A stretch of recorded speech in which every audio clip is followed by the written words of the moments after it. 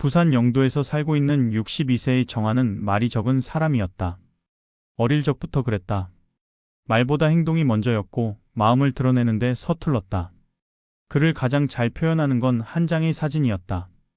외항선 갑판 위, 거센 파도 속에서 무표정한 얼굴로 키를 잡고 있는 정한.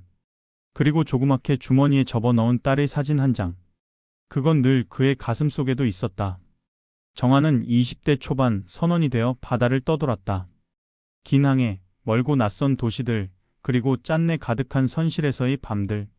젊은 시절엔 가족보다 바다가 먼저였고 세월이 흘러서는 가족을 위해 바다를 떠날 수 없었다. 아내 미희와 결혼을 하고 두 아이가 태어났다. 첫째 딸 수연은 어릴 때부터 아빠의 부재를 외로움으로 받아들였지만 정한은 늘 애써 편지를 보냈다.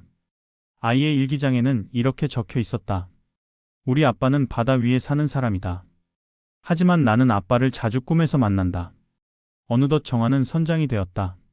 늙어가는 몸을 이끌고도 그는 여전히 바다 위에 있었다. 단단하고 고요한 리더, 싸우는 선원들 사이를 조용히 지나며 어느새 상황을 정리하던 남자.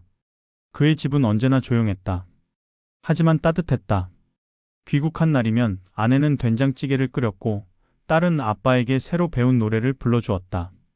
정한은 말없이 웃으며 손으로 아이의 머리를 쓰다듬었다. 그의 방식이었다. 사랑을 표현하는 유일하고 조용한 방식.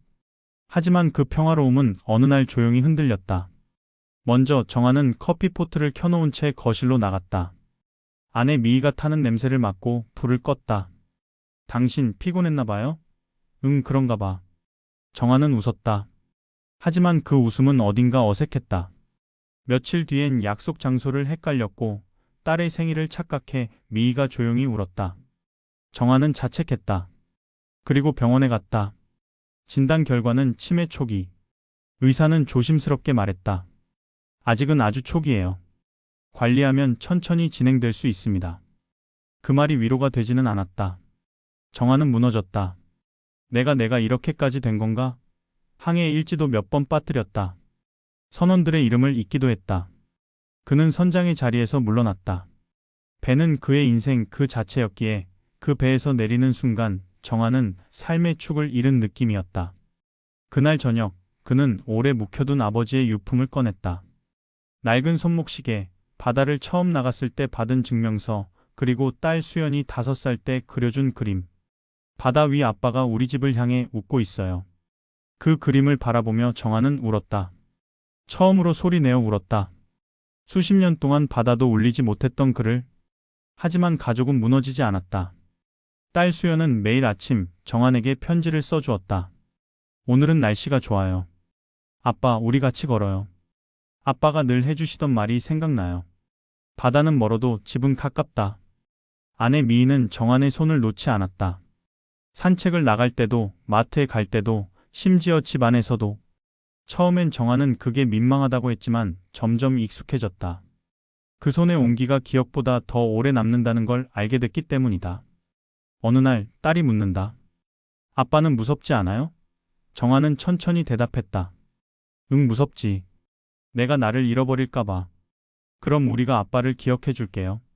괜찮아요. 그 말은 깊게 박혔다. 정한의 가슴 어딘가 가장 어두운 곳을 비추는 등대처럼. 계절이 몇 번 바뀌고 정한은 조금씩 더 잊기 시작했다. 하지만 이상하게도 손의 감촉은 남아 있었다. 아내의 손, 딸의 손, 그리고 손에 쥔 종이 편지의 감촉. 그는 종종 딸에게 말했다. 수연아, 이 편지 어디서 났지? 제가 아빠한테 준 거예요. 매일 아침마다요. 정한은 그 말에 또 웃었다. 마치 처음 듣는 것처럼. 기억은 점점 흐려졌지만 감정은 뚜렷해졌다. 미희의 된장찌개 냄새는 여전히 구분이 되었고 딸의 목소리는 다른 누구보다 선명했다. 그해 겨울 정한은 가족과 함께 처음으로 육지 여행을 떠났다.